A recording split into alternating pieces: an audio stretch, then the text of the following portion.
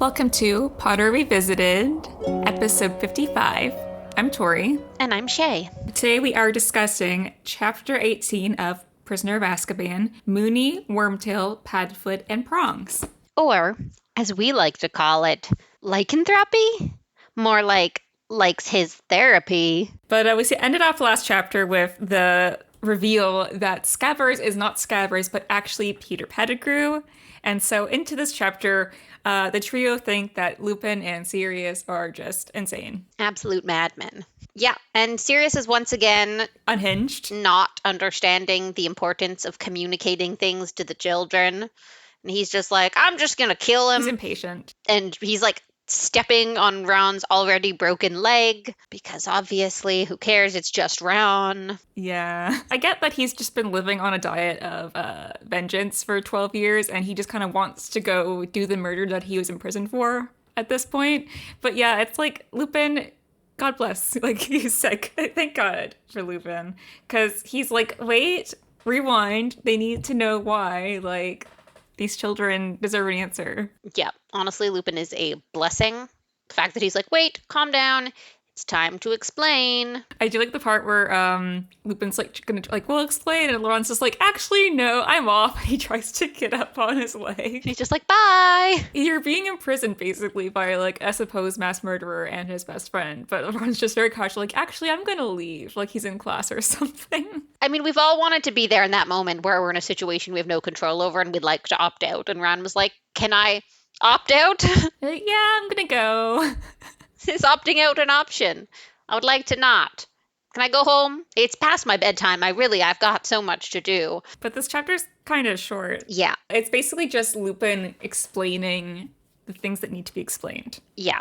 I think it's great that Lupin stops and does the essential explaining about Peter Pettigrew, because I think if Sirius just full-on murdered Ron's pet in front of him, Ron would be traumatized for probably forever. Yeah. Like, it would significantly less so traumatize Ron if he watched an evil, murdering, grown adult man who betrayed him personally and who slept on his pillow every night getting killed, rather than his cute little pet who he's emotionally bonded to. Yeah, he's had for like 12 years. Yeah. Even if they had explained to Ron after the fact why they needed to kill Peter, I think it would have been traumatizing for Ron still, because while the act took place, he would have seen it as his pet being killed. And so I think it's really important that it be crystal clear to him before that happens that it's not a cute, friendly rat who loves him and cherishes him and is a snuggle bug. It's, again, a grown man who's been sleeping on his pillow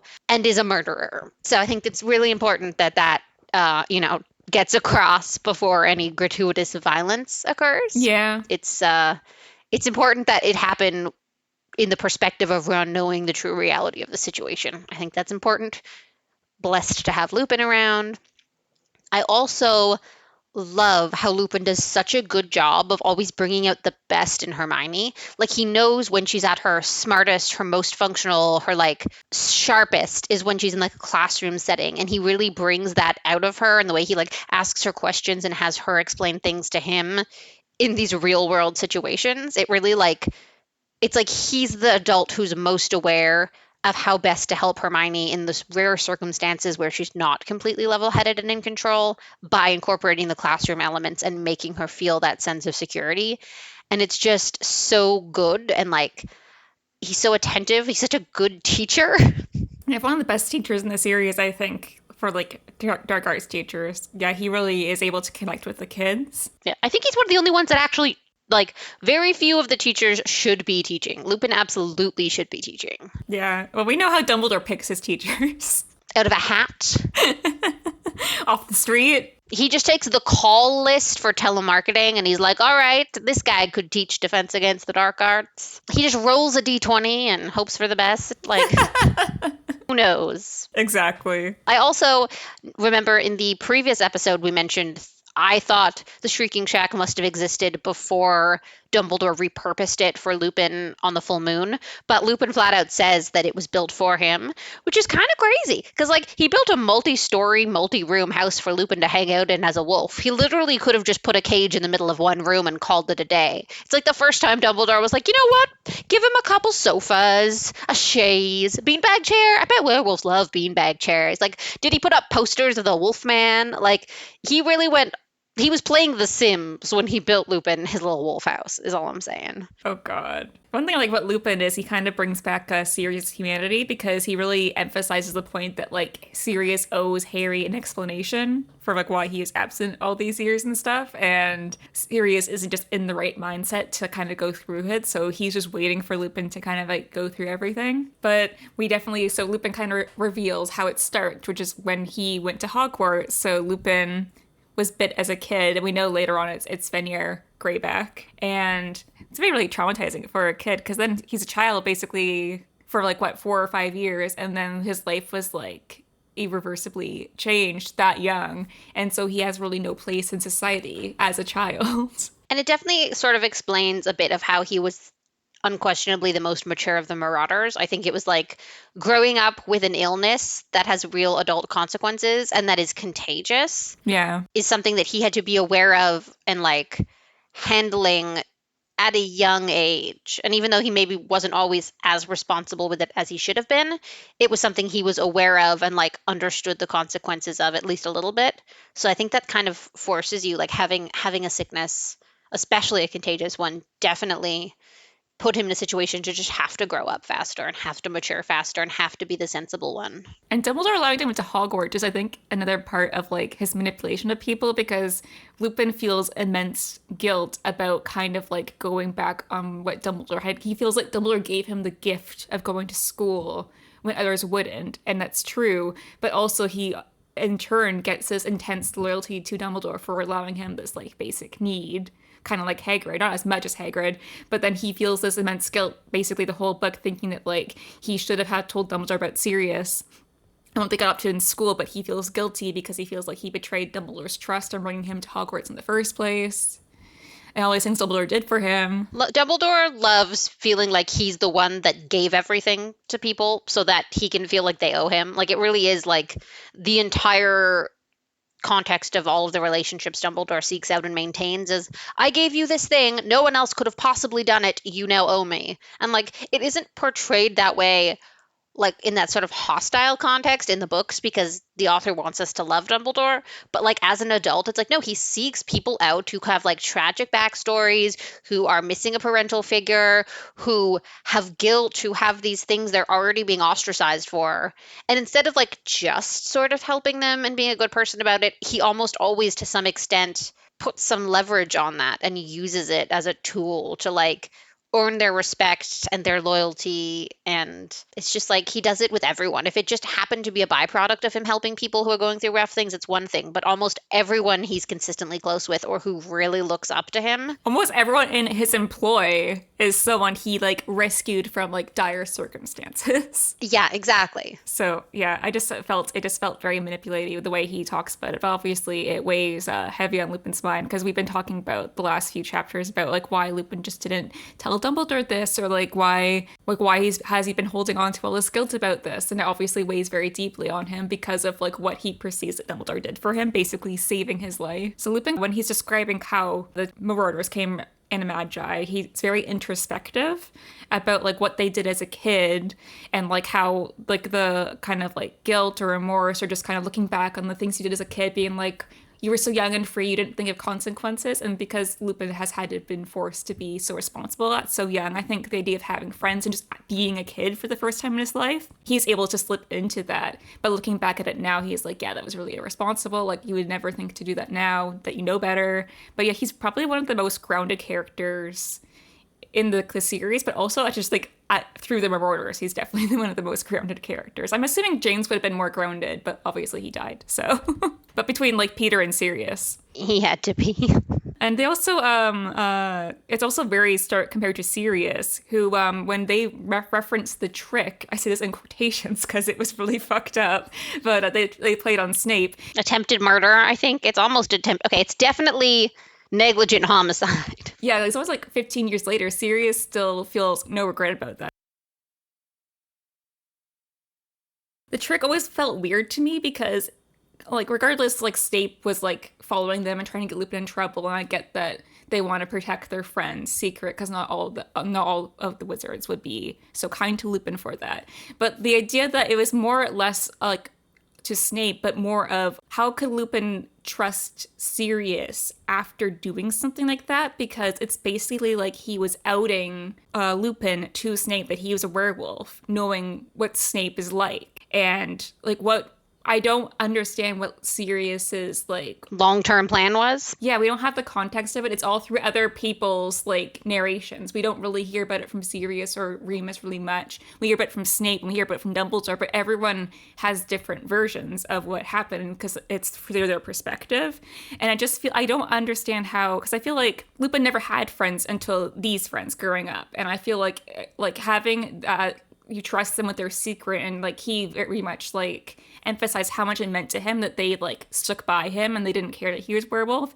And to have because Sirius did this on his own, from what it seems like. He didn't tell anyone. Yeah, Lupin didn't know, and James didn't know until he found out and tried to stop it. And Snape obviously thought they were all in on it. But obviously, we know Sirius was always been wild and kind of like unhinged even back then. But yeah, it feels, I don't know if it was very much developed at this point, but like, they talk about the trick is a big part of like the Marauders lore and like the Snape lore throughout the series. I just feel like it doesn't, I honestly do not get how Lupin would have forgiven Sirius. Maybe he's just a better person than I am. If it's interesting with the trick, because I like to like sort of follow the line of thought, like what actually were the outcomes if they succeeded, or if Sirius succeeded at tricking Snape into going into the Shrieking Shack. The way I see it, either option one, Snape gets attacked by Lupin, gets bit, becomes a werewolf, and now knows Lupin's secret, is alive, and can knows everything. And now Lupin could go to jail because I'm guessing it's a crime to bite someone when you're a werewolf. Yeah. And then Dumbledore obviously would have also gotten in trouble. It would have been the only upside. And then, so that's one option. He gets bitten, he survives. Snape lives life as a werewolf. Lupin goes to jail. Option two, Lupin just kills Snape. Snape's dead. Lupin goes to jail again because he killed a man. Do they send minors to Azkaban? Dumbledore's in trouble again. Once again, the only upside. There is the third option, which is somehow Snape gets in, sees a werewolf, and gets out unscathed, which is cool and great, but now he knows and he's going to tell everyone, because like if I went into a secret tunnel and found a werewolf, I would also kind of want to tell people because that's friggin' cool, but also I'd be traumatized. I'd be up there in the hospital wing taking off all my clothes, like, check me for bite marks. Sort of like when you think you might have a tick or a leech on you, you know? That's how I would be. So even as a person who likes Lupin. So like that's the thing. And then the only other option is Snape gets in, Lupin attacks Snape, and Snape kills Lupin because it's him or him, self-defense. So like this situation, yes, ends badly for Snape in almost every single option, but ends badly for Lupin in every single option. Like there's just... Yeah, I think keep in the context that a lot of the fandom believe that Lupin and Sirius were in a relationship, or even the movies kind of like play up that way in this movie adaptation. Sure. So like I like it's the one idea that you would never do that to a friend, but how would you forgive your romantic partner for doing something like that? Like that, it's fucked up. I get mad if my romantic partner takes my favorite blanket. I'm like, excuse me, you have your own blankets. I'm in a rage. It's different. It's entirely different. I also think he's not just like outing a secret that's personal to Lupin. He's almost wielding Lupin's sickness like a weapon against his own personal enemies. You know what I mean? And like, that's like a whole different way of mistreating someone because of their illness. Like everyone else would mistreat Lupin because he has lycanthropy, because he's a werewolf. They judge him for it. And Sirius, in this context, is still mistreating him because he's a werewolf. He's just doing it under the context of being a friend who supports him. But he's still mistreating him. Yeah. You know, like to have your sickness weaponized and used against someone by someone you thought was your friend who you trusted is really upsetting. Also, back to the fandom theory, I don't know how I feel about Sirius and Lupin, but I would love Lupin to be our local friendly marauder bisexual. He's welcome, a sensible, anxious person. He's everything I see myself in him. Let us know how you feel about the concept of Wolfstar. That's their ship name. But when Lupin brings up Snape, obviously, in this trick they played, Sirius kind of is half listening, and he's like, Snape, and he's all confused, and kind of reveals that, oh, Snape works at the school with us, and he's explaining to, like, why they don't get along and everything.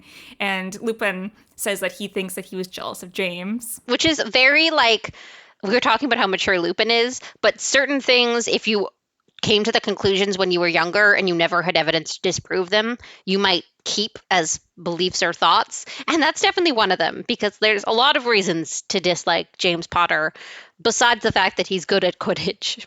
That's like the least of the options. Well, I just feel that it wasn't more about dislike until later, because I feel like we see it in the memories and Deathly Hallows that they just kind of met each other and they just didn't vibe. And I feel like James is kind of the embodiment of all these insecurities that Snape has. Like, James obviously came from like a well-loved family. He has parents that love him. Snape does not.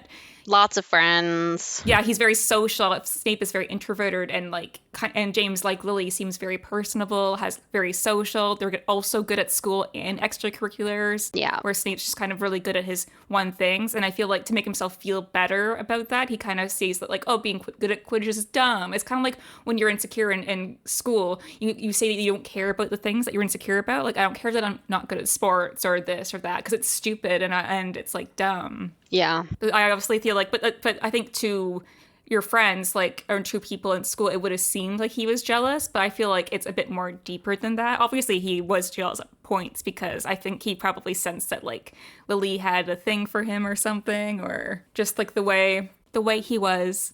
Yeah, he had a lot of reasons to resent James because of his own personal flaws, Severus's own personal flaws, and also because of James being a dick to him. Like, it's one thing to dislike a person a little bit and keep it to yourself because you're envious of things they have, but if that person also actively, like, mocks you and goes out of their way to make your life harder, it's in your face. You can't just, like, ignore it or put it into a little box and hide it away, you know? And I just think it's very, very, like, 14-year-old boy to be like, you know what? I think it was sports. You know, it had nothing to do with the years of relentlessly bullying this child. It was definitely sports. But this is all very interesting because as soon as, Lupin finishes this thought and talks about Snape reveals himself from under the invisibility cloak. We love a dramatic Severus. A dramatic stake reveal. It's very dramatic, like him. He just kind of, like, he waits for them to talk about him, and then he's like, aha, I am here. Honestly, he has the dramatic timing Gilderoy Lockhart wishes he had. You know what I mean? Like, he wishes he could just reveal, like, dark and lurking there. Throw off the invisibility cloak, the gasp, the long dark hair flowing in the wind. This is kind of how I wish the last chapter was, because we talked about last chapter maybe splitting it into two parts, because there was a lot of accusations and reveals, and I feel like it's really nice in this chapter just ending on the Snape reveal, even though it's kind of short. And I feel like it would have been a good point for the last chapter to end on the Sirius Black reveal. Yeah, people just keep showing up, and Ron's like, I really did ask to leave. Yeah, Ron's like, my leg is killing me. I might be dying. I'm surprised they haven't done anything for Ron's leg yet. I think that Lupin does it eventually, but I'm like, when you first saw him with his broken leg, don't you think you could have taken, like, a second and been like, oh, let me splint that for you? Just so Ron has some relief. I think that's a good idea, but I think that hostility and the tensions were so high in the original moment, Ron would have freaked out if any of them pointed a wand at him. That's true. You know what I mean? He would immediately think they're attacking him. Like, now or right before Snape walks in, like, there's a couple moments where it would have been appropriate to be like, now that you know we're not trying to kill you right now, can I please heal your leg? But there's such a brief window between them being so hostile and terrified and thinking they're about to be murdered to trusting Lupin enough to let him point a wand at you is a brief window of time, I think. Well, since the chapter was short, Shay has a few things that she would like to talk about regarding Lupin and just how, I guess, his maturity and his, just the way he handles himself. Hi, friends. So let's take some time and think about Lupin because he is a very unique adult character in this series Yes. in a lot of ways. And he self-reflects in a way that is very impressive, not just given the fact that like he's been through so much, but also given the fact that like a lot of the people around him are not in any way in tune with their feelings, which sounds, I mean, it's just the way it is. I mean, when you hear him talking about the choices he made when he was younger, the trick on Snape, or even just running around as a werewolf because he felt safe doing it because his friends were there, you can really hear how deeply he regrets doing that in his youth. And he can look back and say, I thought it was fine then, but now as an adult who understands how wrong it could have gone, I regret having made those choices. And like he almost says it that plainly that it's just something you don't see out of the characters. And I feel like specifically in this series, characters are pretty consistent with their choices. Like they generally will make a choice when they're younger, approve of it when they're older, follow the same behavioral patterns. And it does take a great deal of maturity to sort of look at your old choices, identify what was wrong with them. And like we kind of see it in the children characters as they age. They become smarter. They learn that there are bigger consequences to their actions. Getting detention isn't the worst thing that could happen. Having one of your friends killed because of your actions is worse and is also a very real option in this world. And so, like, you see that with the younger kids as they grow, but you don't necessarily get to look back on the adult characters and see that they too sort of had to go through that maturing. And the choices made by adult characters in this novel do not show that that happened at all for the vast majority of them, which is just. Yeah. I mean, there is like kind of a movement right now with having adults take accountability for their actions in children's media right now. And I think that's very reflective here, where Lupin is an adult character taking accountability for his actions. And basically, no adult does that in the series, especially Dumbledore. The thing with Lupin is that just he's not a bad person. And nor would I say he is an overly reckless person. Yeah. But he can still see the times and openly admit to those times where he made mistakes and had flaws, and he can acknowledge that like he'd like to make those better choices. And like he can now see in his maturity the potential risks and outcomes that were previously sort of blocked by his youth and his immaturity. Like he can really say like, oh, having a fun night out with my friends is not worth the risk of infecting someone, is not worth the risk of killing someone. This is what it's like to live a whole life with this disease. I can't believe I risked doing that to someone else.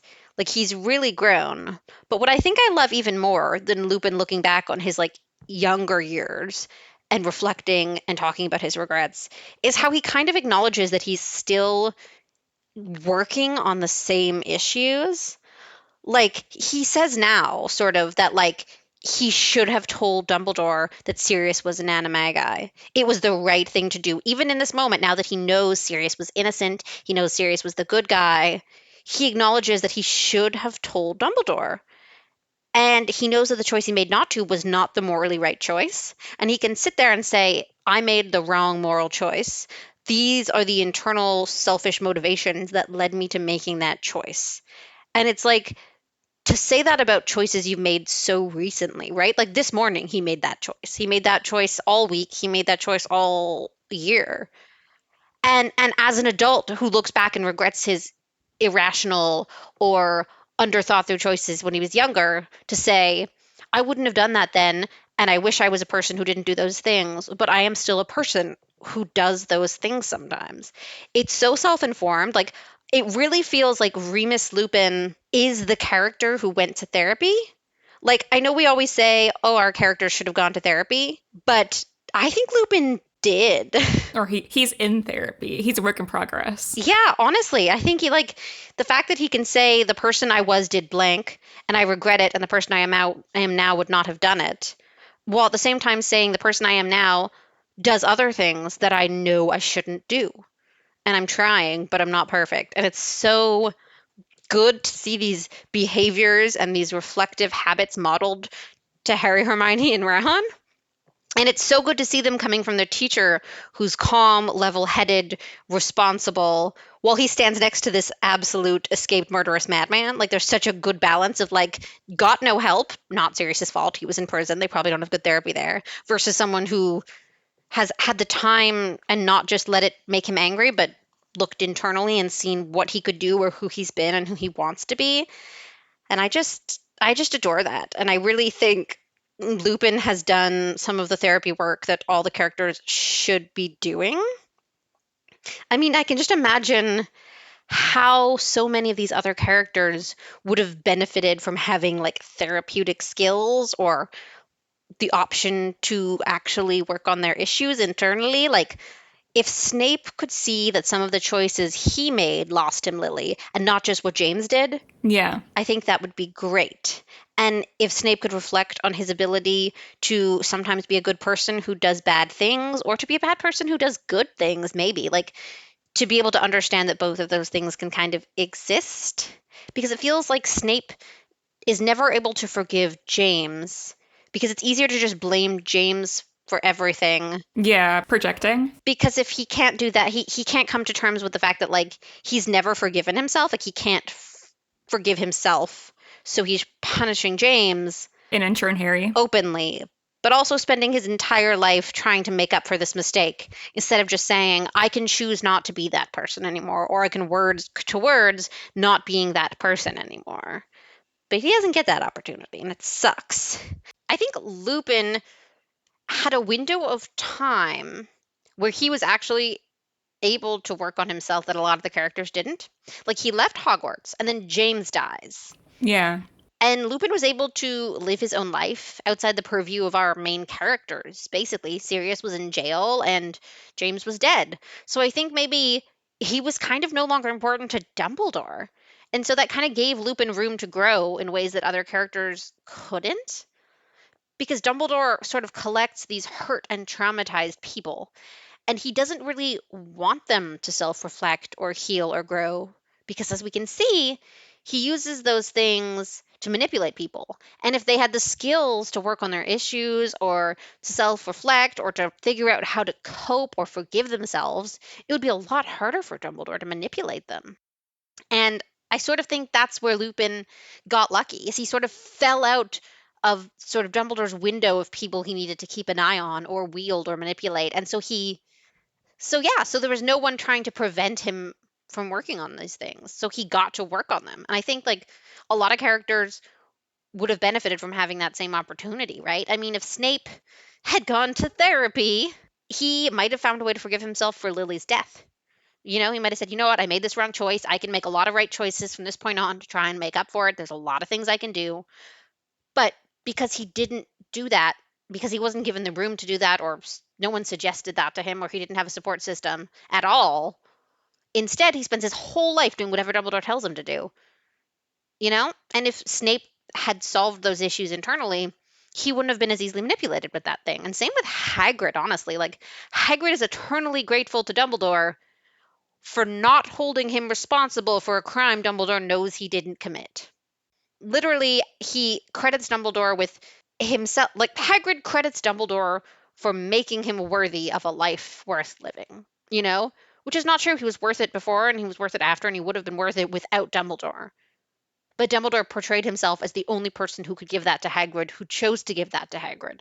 So everyone is so deeply indebted to this man because he paints himself as the only way they can find any sense of self-worth or forgiveness or pay restitution for their mistakes. Even looking at Harry, too, Harry was like deeply emotionally and physically neglected and abused, and he didn't have any family or support, which makes him kind of like also see Dumbledore as that like figure for him. But if it had been Neville, Neville has family, and would he have been as easily manipulated as Harry as? Because Harry has no other support.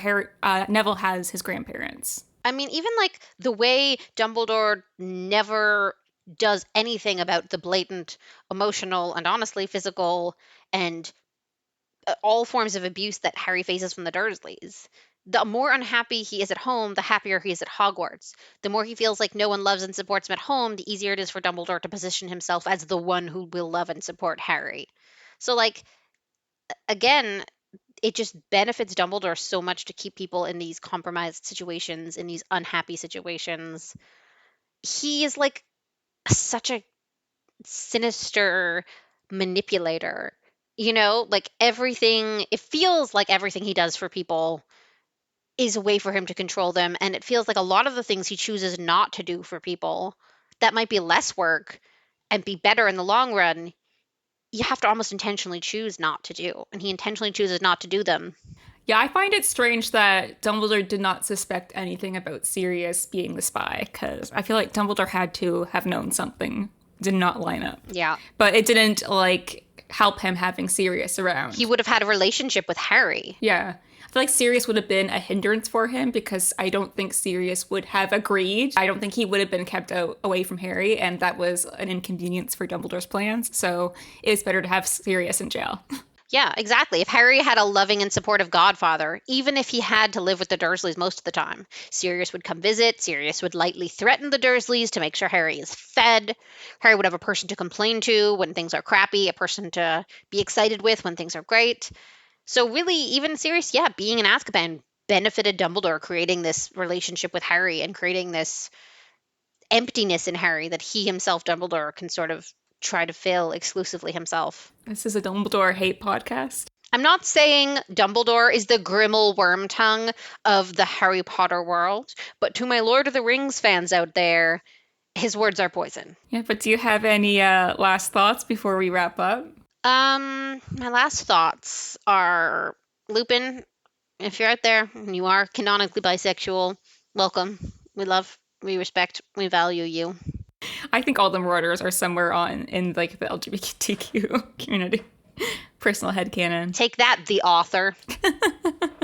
Actually, it's really funny looking back, because the Marauders is kind of like a sub fandom of the Harry Potter universe, and I think basically it's just canon to the fans that everyone in that era is just very gay. Everyone knows the early 1800s were prime time for... I mean, it was, the 70s. Oh, right, it was the 70s. They were all on acid. Everything makes more sense. Yeah, anything else? No, I just want to say what I've said 1,000 times before, which is even the most well-rounded and high-functioning and happy-seeming person could benefit from therapy. So everyone should consider it. And all of our favorite characters should have gone also. I'm telling you, if they were in therapy, this would have been done in 4.5 books. They would have killed off Voldemort. 4.5 books. I'm just thinking back to what you said about Lupin and just being able to grow and mature, and it just kind of really hits you that none of the other murderers really got that chance. James died really young.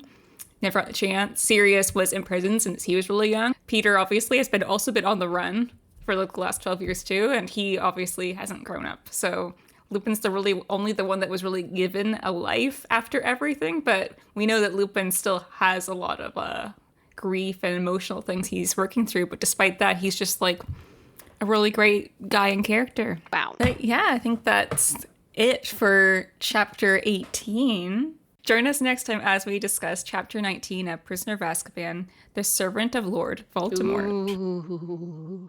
You can follow us on social media at Potter Revisited, or you can email us at potterrevisitedpodcast@gmail.com, and we'll see you next time. Bye.